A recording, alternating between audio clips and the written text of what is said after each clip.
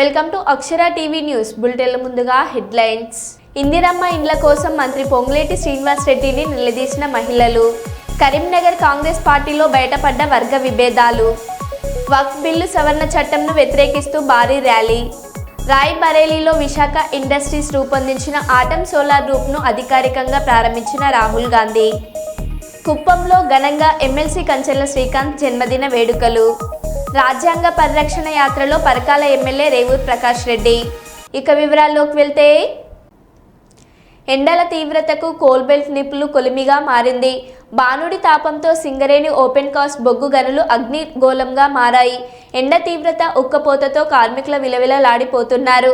అవసరమైన సౌకర్యాలు కనిపించడంతో పాటు పని వేళలు మార్చాలన్న డిమాండ్ వినిపిస్తున్నాయి. పెరుగుతున్న ఉష్ణోగ్రతలతో కోల్బెల్ట్ పరిధిలోని సింగరేణి బొగ్గు గనులు మండుతున్నాయి. బాణుడు ప్రతాపంతో ఓపెన్ కాస్ట్ గనులన్నీ నిప్పుల కొలిమిని తలపిస్తున్నాయి. ఫలితంగా పనులు చేయలేక కార్మికులు తీవ్రంగా ఇబ్బందులు పడుతున్నారు. ఇప్పటికే కోల్బెల్ట్ ఏరియాల్లో 42 నుంచి 45 డిగ్రీల ఉష్ణోగ్రత నమోదవుతుంది. ఎండల దాటికి కార్మికులు భయపడిపోతున్నారు. గనుల్లో పనిచేస్తున్న కార్మికులు, ఆఫీసర్లు, ఉద్యోగులు ఇబ్బందులు పడుతున్నారు. చాలామంది కార్మికులు 50 ఏళ్లు పైబడిన వారే కావడంతో వేసవి తాపాన్ని తట్టుకోలేకపోతున్నారు. బొగ్గు ఉత్పత్తి మీద ఫోకస్ పెడుతున్న యాజమాన్యం కార్మికుల సంక్షేమాన్ని పట్టించుకోవడం లేదు. బయట కంటే ఓపెన్ కాస్ట్లోనే పని ప్రదేశాల్లో 3-4 డిగ్రీలు ఎక్కువగా ఉష్ణోగ్రతలు నమోదవుతున్నాయి.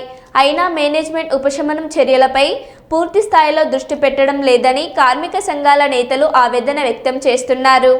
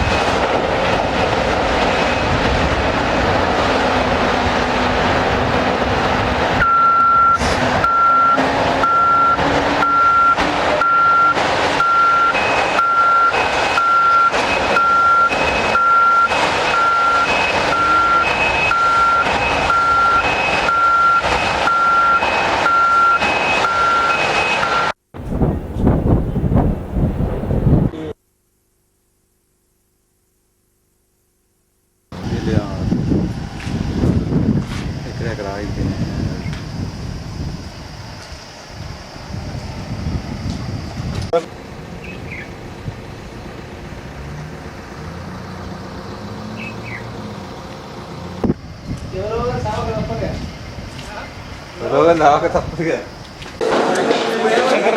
శంకర్రావు కూడా డ్యూటీ చేసిన వచ్చిన 3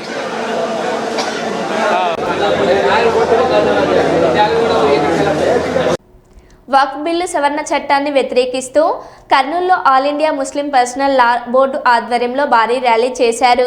కర్నూలులోని అరబిక్ ఇస్లామిక్ పాఠశాల నుంచి ముస్లిం రాజ్ విహార్ కూడలి మీదుగా కలెక్టరేట్ కార్యాలయం వరకు ర్యాలీ చేశారు.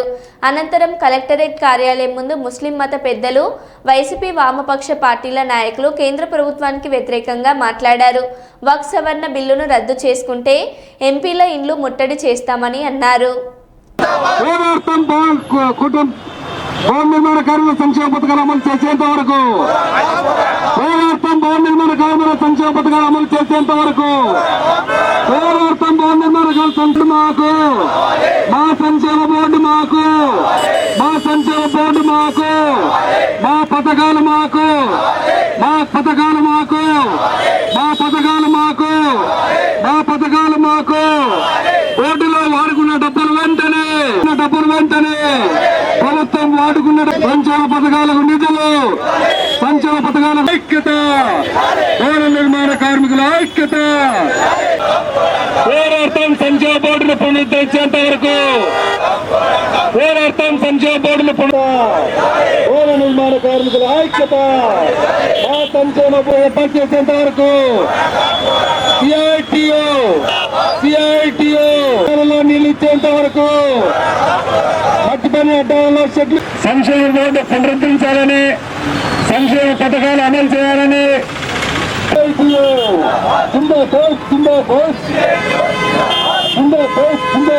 పథకాలు ఆపేశారు. ఈ మళ్ళా సంక్షేమ బోర్డును ఇతరులు చేయాలని కోరుతూ ఈరోజు కలెక్టర్ దగ్గర ధర్నా కార్యక్రమం చేపట్టాం. ఈ ధర్నాకు మనం చేయడం జరుగుతుంది. కావున మనం కూడా కర్నూలు కలెక్టర్ ఎదురైనారు.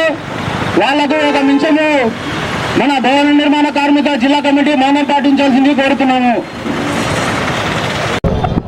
ఈరోజు భవన నిర్మాణ కార్మిక సంఘం ఆధ్వర్యంలోన కలెక్టర్ కార్యాలయం ముందు ధర్నా నిర్వహిస్తున్నాము.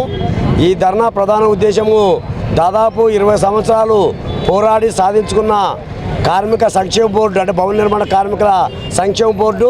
ఆ సంక్షేమ బోర్డుకి రాష్ట్ర ప్రభుత్వం కానీ కేంద్ర ప్రభుత్వం కానీ వాళ్ళ బడ్జెట్లో నిధులు కేటాయించరు.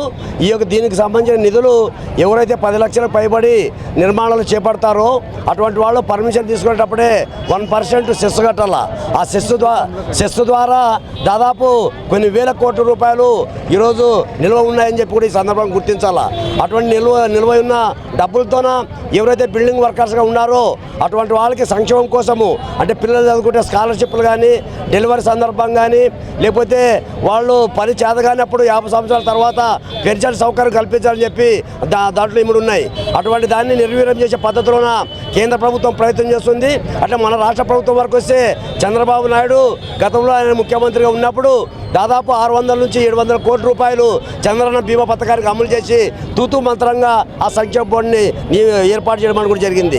అట్లే రాజశేఖర్ జగన్మోహన్ రెడ్డి వచ్చిన తర్వాత ఈరోజు సంక్షేమ బోర్డుని మూలన పడేసి వైఎస్ఆర్ బీమా పథకానికి ఉన్న దాదాపు 1100 కోట్ల రూపాయలని మళ్లించడం కూడా జరిగింది. చాలా దుర్మార్గమైన చర్య అని చెప్పి ఈ సందర్భంగా చెప్పదలుచుకున్నాము.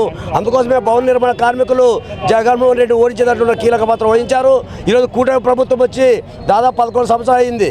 ఈ 11 నెలలు అయింది. ఈ 11 నెలల కాలంలోన ఈరోజు ఏదైతే పవన్ కళ్యాణ్ ఆ రోజు గుంటూరులో కానీ విశాఖలో కానీ పెద్ద ఎత్తున బిల్డింగ్ వర్కర్స్తోన సమావేశాలు జరిపి నేను ఖచ్చితంగా సంక్షేమ బోర్డుని పునరుద్ధరించి మీకు సంక్షేమ పథకాలు అమలు చేస్తామని చెప్పడం జరిగింది. అయినా 11 నెలలైనా ఇప్పటి వరకు కూడా అమలు చేయలేదు. కాబట్టి వెంటనే వాటిని అమలు చేయాలని చెప్పి ప్రభుత్వానికి తెలియజేయాలని ఉద్దేశంతో ఈ నిరసన కార్యక్రమాలు చేస్తున్నాము. కాబట్టి ప్రభుత్వం స్పందించి వెంటనే ఆ యొక్క బోర్డును పునరుద్ధరించి దానికి సంబంధించిన నిధులు మళ్ళీ జమ చేసి ఆ సంక్షేమ పథకాలు అమలు చేసేదిగా మేము ఈ సందర్భంగా ప్రభుత్వాన్ని డిమాండ్ చేస్తున్నాం. నా పేరు రాధాకృష్ణ, నేను బిల్డింగ్ వర్కర్స్ యూనియన్ గౌరవ అధ్యక్షుడు. పెద్దపల్లి వ్యవసాయ మార్కెట్లో జరిగిన యువకుడి హత్యపై డీసీపీ కరుణాకర్ వివరాలు వెల్లడించారు. నిందితుడు సంతోష్ భార్యతో మృతుడు కుమార్కు వివాహేతర సంబంధం ఉందని ఆయన తెలిపారు. నిందితుడిని అదుపులోకి తీసుకొని విచారిస్తున్నామని వెల్లడించారు. దర్యాప్తు అనంతరం మరిన్ని వివరాలు బయటకు వస్తాయని పేర్కొన్నారు. ఈరోజు మధ్యాహ్నం సుమారుగా 2:30 గంటల సమయంలో పెద్దపల్లి టౌన్లో అగ్రికల్చర్ మార్కెట్ యార్డు లోపల ఒక మర్డర్ జరిగింది. దీంట్లో డిసీజ్డ్ వచ్చి కోలం కుమార్, ఇతను అప్పన్నపేట విలేజ్కి సంబంధించిన వ్యక్తి, పెద్దపల్లి మండలం. ఈ కేసులో అక్యూజ్డ్ సంతోష్ కుమార్, వేల్పుల సంతోష్ కుమార్, అతన్ని కత్తితో పొడిచి చంపడం జరిగింది. దీనికి సంబంధించి ఇద్దరి మధ్యలో అక్యూజ్డ్ వైఫ్తోని ఇల్లీగల్ కాంటాక్ట్స్ అనే విషయం మీద ఇక్కడ గొడవ జరిగి కత్తితో పొడిచి చంపడం జరిగింది. ఇన్వెస్టిగేషన్ కొనసాగుతున్నది. ఫర్దర్గా అక్యూజ్ని పట్టుకొని రిమాండ్ చేయడం కూడా జరుగుతుంది. ఇవన్నీ ఇన్వెస్టిగేషన్ ప్రాసెస్లో. కర్నూలు జిల్లాలో వివిధ మీడియా సంస్థల్లో పనిచేస్తున్న జర్నలిస్టులందరికీ అక్రిడేషన్ కార్డులు ఇవ్వాలని యునైటెడ్ జర్నలిస్ట్ ఫోరం జిల్లా అధ్యక్ష ప్రధాన కార్యదర్శులు D Vidyasagar, D Chandramohan, electronic media అధ్యక్ష ప్రధాన కార్యదర్శులు విజయ్, మధు, నగర కార్యదర్శి మునిస్వాములు ప్రభుత్వాన్ని కోరారు. సోమవారం జిల్లా కలెక్టర్ పి రంజిత్ బాషాను యునైటెడ్ జర్నలిస్ట్ ఫోరం జిల్లా కమిటీ ప్రతినిధి బృందం కలిసి వినతి పత్రం సమర్పించింది. ఈ కార్యక్రమానికి వ్యవస్థాపక అధ్యక్షులు నీలం సత్యనారాయణ హాజరయ్యారు. కర్నూలు జిల్లాలో పనిచేస్తున్నటువంటి ప్రింట్ అండ్ ఎలక్ట్రానిక్ మీడియాలో పనిచేస్తున్న వర్కింగ్ జర్నలిస్టులందరికీ అక్రిడేషన్ కార్డులు ఇవ్వాలని ఈరోజు యునైటెడ్ జర్నలిస్ట్ ఫోరం ఆధ్వర్యంలో కర్నూలు జిల్లా కలెక్టర్ పి రంజిత్ బాషా గారిని కలిసి వినతి పత్రం ఇవ్వడం జరిగింది. గత ప్రభుత్వం జర్నలిస్టులకు చాలా అన్యాయం చేసింది. అనేక మందికి వర్కింగ్ జర్నలిస్టులకు అక్రిడేషన్ కార్డులు ఇవ్వకుండా చాలా బాధకు గురి చేసింది. ఇప్పుడు కూటమి ప్రభుత్వం ఎన్నికల హామీలో జర్నలిస్టులందరికీ అక్రిడేషన్ కార్డులు, జర్నలిస్టుల సమస్యలన్నిటి పరిష్కరిస్తామని హామీ ఇవ్వడం జరిగింది.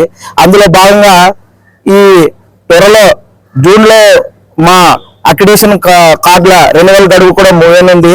అందులో భాగంగా మాకు రెన్యువల్ కాకుండా కొత్త అక్రిడేషన్ కార్డులు మంజూరు చేయాలి.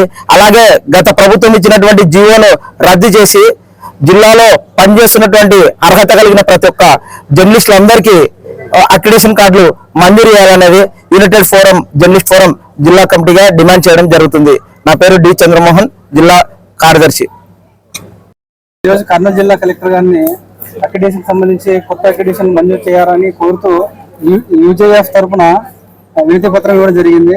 అందుకు కొత్త అక్రిడేషన్ తో పాటు కూడా జర్నలిస్ట్ సంబంధించిన హెల్త్ కార్డులను కూడా ఇష్యూ చేయాలని యూజీఎఫ్ గతంలో గౌరవ మంత్రి గారైన సత్యకుమార్ యాదవ్ గారికి యూజీఎఫ్ తరఫున కోరడం జరిగింది. అలాగే జూన్ నుంచి కొత్త అక్రిడేషన్లు మంజూరు కోసం యూజీఎఫ్ నిరంతరం కృషి చేస్తుంది. నా పేరు మధు, ఎలక్ట్రానిక్ మీడియా యూజీఎఫ్ జిల్లా కార్యదర్శి. కరీంనగర్ కాంగ్రెస్ పార్టీలో వర్గ విభేదాలు పడ్డాయి. కాంగ్రెస్ పార్టీ సంస్థాగత నిర్మాణంపై నిర్వహిస్తున్న విస్తృత స్థాయి సమావేశానికి ముఖ్య అతిథిగా ఏఐసిసి కార్యదర్శి విశ్వనాథన్ పెర్మల్ హాజరయ్యారు. కరీంనగర్ కాంగ్రెస్ పార్టీ ఇన్ఛార్జి పురమల్ల శ్రీనివాస్ మాట్లాడుతుండగా కాంగ్రెస్ సీనియర్ నాయకులు పడాల రాహుల్ అడ్డుకోవడంతో ఏఐసిసి కార్యదర్శి ముందే ఇరు వర్గాల నేతలు ఘర్షణకు దిగారు.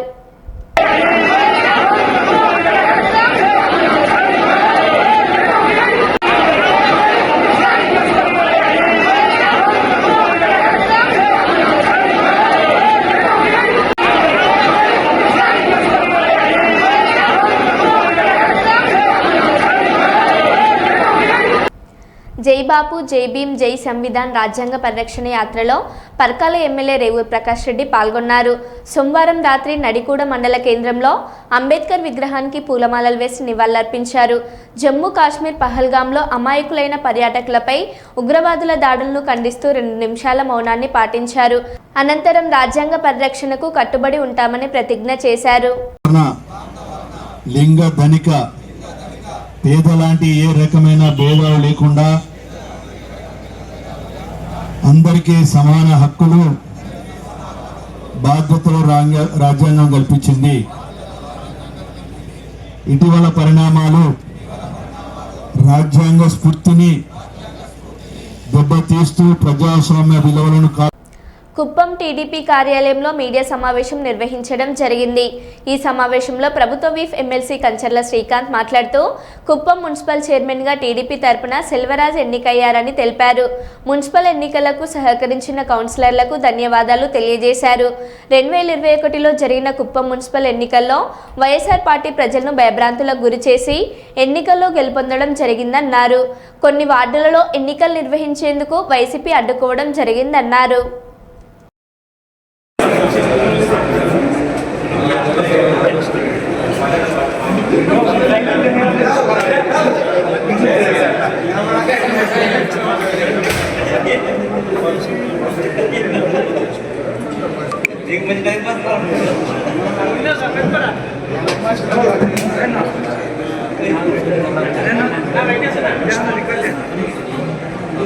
వెంకటేశ్వర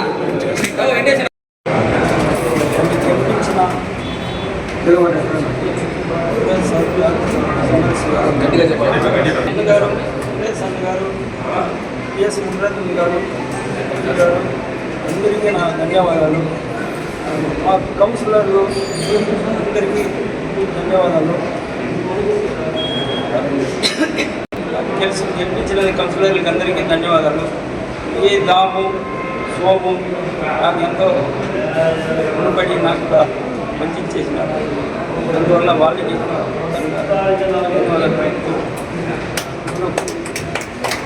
కుటుంబంలో ఈ మన మున్సిపాలిటీలో అందరూ మద్దతు ఇచ్చినందుకు అందరికీ ధన్యవాదాలు.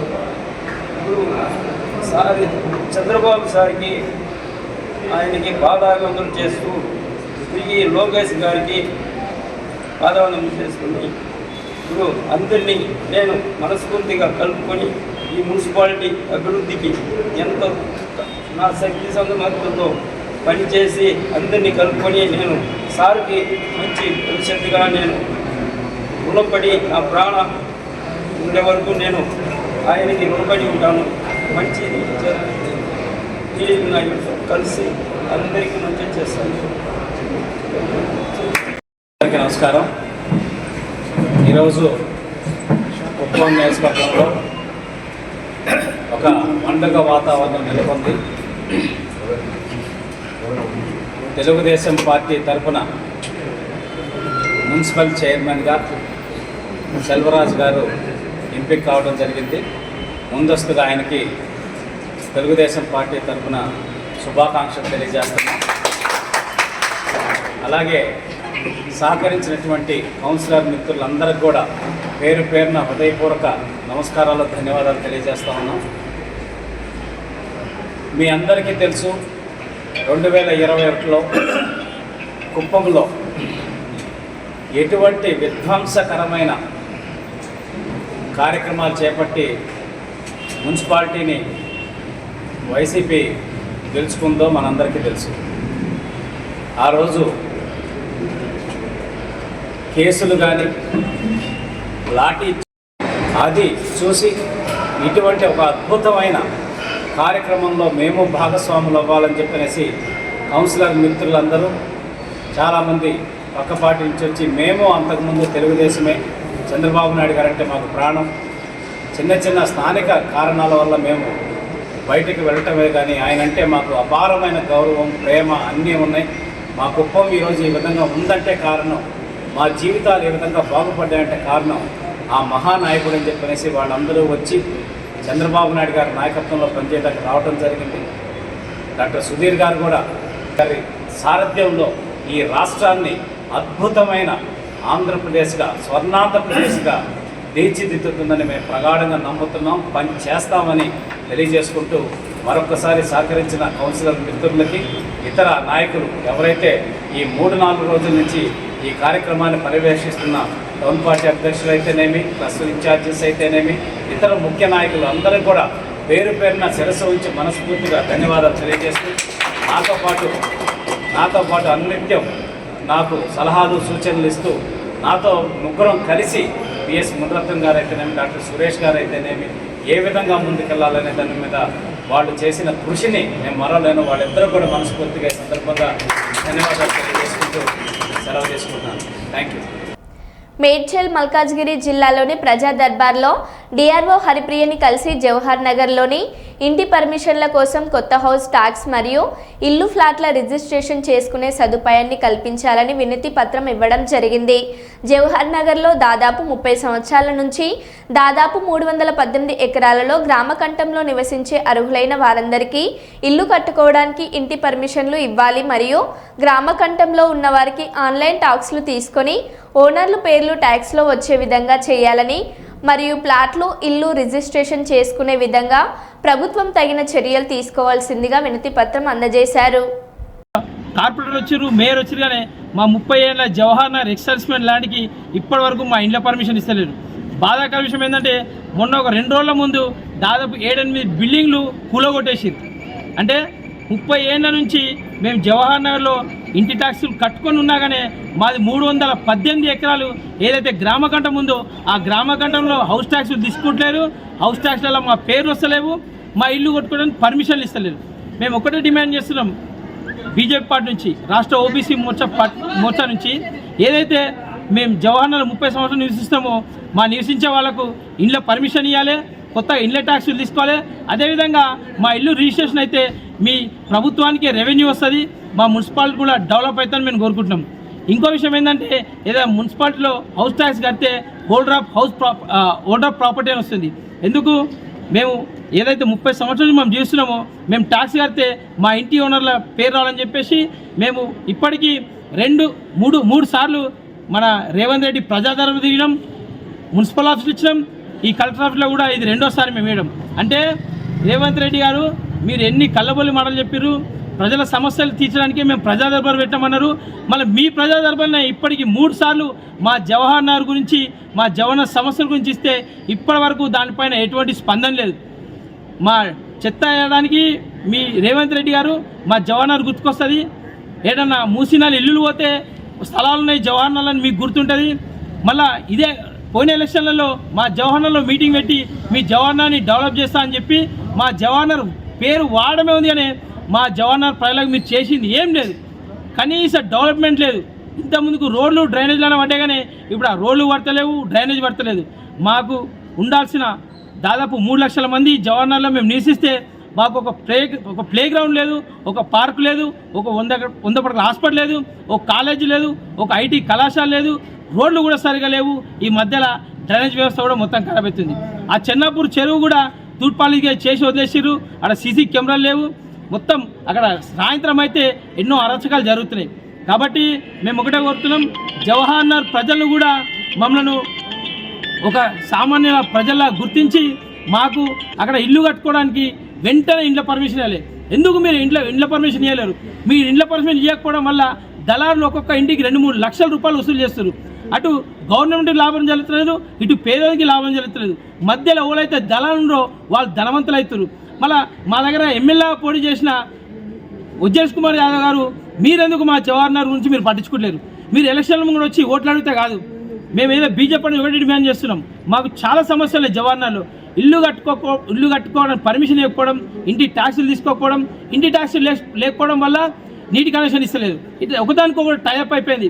కాబట్టి వెంటనే స్పందించి మా జవహర్ నగర్ మున్సిపల్ కార్పొరేషన్లో ఇల్లు కట్టుకోవడానికి ఇళ్ళ పర్మిషన్ ఇవ్వాలి.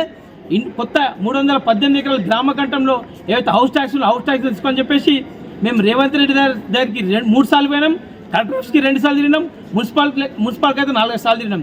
ఎందుకు ఇవన్నీ పెట్టినా ఓన్లీ మాకు లెటర్లు తీసుకొని అలా పడేయడానికేనా? మరి ప్రజా సమస్యలు పరిష్కరించరా? ఎప్పుడైతే మీరు హౌస్ ట్యాక్స్ తీసుకొని మాకు రిజిస్ట్రేషన్ చేస్తే మా జవహర్ నగర్ రెవెన్యూ పెరుగుతుంది, మా డెవలప్మెంట్ అవుతుందని కోరుకుంటున్నాం. దయచేసి వెంటనే మా జవహర్ నగర్ ఇంటి పర్మిషన్ అని చెప్పేసి కోరుకుంటున్నాం. ఇంకో విషయం చెప్తున్నాం, మీరు ఇల్లులు కట్టైనా కులోటిపోతారు, మళ్ళీ 4 రోజులు కట్టుకుంటారు. అంటే ఇది మధ్యలో ఒక షోలా నడుస్తుంది. వాళ్ళు కట్టైనా పిల్లలు కులగొట్టుకోవాలి, మళ్ళీ సెటిల్మెంట్ కావాలి, మళ్ళీ డబ్బులు కాగానే మళ్ళీ ఇల్లు కట్టుకోవాలి. అంటే ప్రభుత్వానికి ఎటువంటి లాభం లేదు, మధ్యలో దళారులే బాగుపడుతున్నారు. కాబట్టి మేము కాంగ్రెస్ ప్రభుత్వానికి ఒక్కడే హెచ్చరిస్తున్నాం, తెలియజేస్తున్నాం. మీరు వెంటనే పేపర్లకు ఇంటి ట్యాక్సులు తీసుకోవాలి, ఇల్లు కట్టుకోవడానికి పర్మిషన్ అని చెప్పేసి మేము రేవంత్ సర్కార్ని హెచ్చరిస్తున్నాం. వద్దురా నాయన వద్దురా నాయన, ఈటల నాయకత్వం, ఈటల నాయన నాయకత్వం, జై బీజేపీ, నరేంద్ర మోడీ నాయకత్వం, నరేంద్ర మోడీ నాయకత్వం. డాక్టర్ శంకర్ శర్మ సేవా దృక్పథం గలవారు. మానవత్వానికి పరిధులు, పేద భావాలు లేని గొప్ప డాక్టర్ శంకర్ శర్మ గారే మంచి పనికి మించిన పూజ లేదంటూ పేద ప్రజలకు తోచిన విధంగా నిత్యావసర సరుకులు, పేద మహిళలకు చీరలు వంటి అనేక రకాల సేవా కార్యక్రమాలు చేస్తుంది ఒక డాక్టర్ శంకర్ శర్మ. పేద ప్రజలకు అవసరమైన సమయంలో స్పందించే గుణం డాక్టర్ శంకర్ శర్మలో ఉంది. కూడపెట్టుకుని కులం, మతం అంటూ ఎస్సీ, బీసీ మైనార్టీలకు పండుగ పూటల్లా అవసరమైన సరుకులను అందజేయడం వంటి మానవత్వం ఉన్నది శంకర్ శర్మలోనే అన్నారు. అయితే డాక్టర్ శంకర్ శర్మ దగ్గరికి వెళ్తే సహాయం కావాలన్నా వారికి తోచిన సహాయం చేసే గొప్ప గుణం గల వ్యక్తి డాక్టర్ శంకర్ శర్మ అని రోజా మహిళా ఐక్య సంఘం అధ్యక్షురాలు మిసాల సుమలత, రిపబ్లికన్ స్టూడెంట్ ఫెడరేషన్ విద్యార్థి సంఘం జిల్లా కార్యదర్శి మహేష్ చెప్పారు.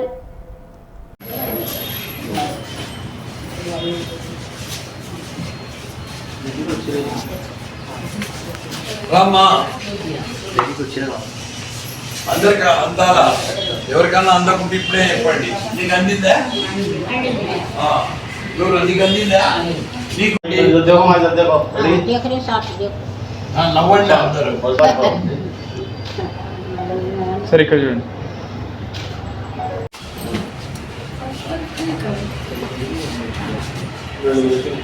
లైట్ దినేష్ నేను జిల్లేనా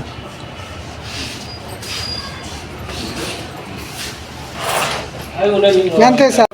రంజితనా రంజితనా ఒక బండి ఆ పక్క కొత్త బండి నిలబెట్టు ఇవి పట్టుకొని. Okay sir. మానవత్వానికి పరిధులు, పేద భావాలు లేకుండా డాక్టర్ శంకర్ శర్మ సేవా దృక్పథం గలవారు. మానవత్వానికి పరిధులు, భేదభావాలు లేని గొప్ప డాక్టర్ శంకర్ శర్మ గారే. మంచి పనికి ముంచిన పూజ లేదంటూ పేద ప్రజలకు తోచిన విధంగా నిత్యావసర సరుకులు, పేద మహిళలకు చీరలు వంటి అనేక రకాల సేవా కార్యక్రమాలు చేస్తున్నది ఒక డాక్టర్ శంకర్ శర్మ గారే. పేద ప్రజలకు అవసరమైన సమయంలో స్పందించే గుణం డాక్టర్ శంకర్ శర్మ గారిలో ఉంది. కూడు పెట్టని కులం, మతం అంటూ ఎస్సీ, బీసీ మైనార్టీలకు పండగ పూటల్లా అవసరమైనప్పుడు సరుకులు అందచేయడం వంటి మానవత్వం ఉన్నది ఒక్క డాక్టర్ శంకర్ శర్మ గారిలోనే అని ఈ సందర్భంగా మేము మానవత్వానికి పరిధులు, పేద భావాలు లేని గొప్ప డాక్టర్ శంకర్. ఓకే. కర్నూలు జిల్లాలో ఉన్న ప్రముఖ డాక్టరు శంకర్ శర్మ గారు గ్యాస్ట్రో ఎంటాలజిస్ట్ గాయత్రి సిటీలో ఉన్న హాస్పిటల్ ఉంది. మన శంకర్ శర్మ గారు డాక్టర్ అనేక విధాలుగా ఏదైతే నేను స్పోర్ట్స్ అథారిటీ, ఇంకొకటి ముగ్గుల పోటీలకు కానీ, కబడ్డీ పోటీలు, అనేక కార్యక్రమాలకి ఎవరు పోయినా కాదనకుండా హెల్ప్ చేసే వ్యక్తి. అలాంటి సేవాగులం ఉన్న వ్యక్తి డాక్టరు, గొప్ప మనసు.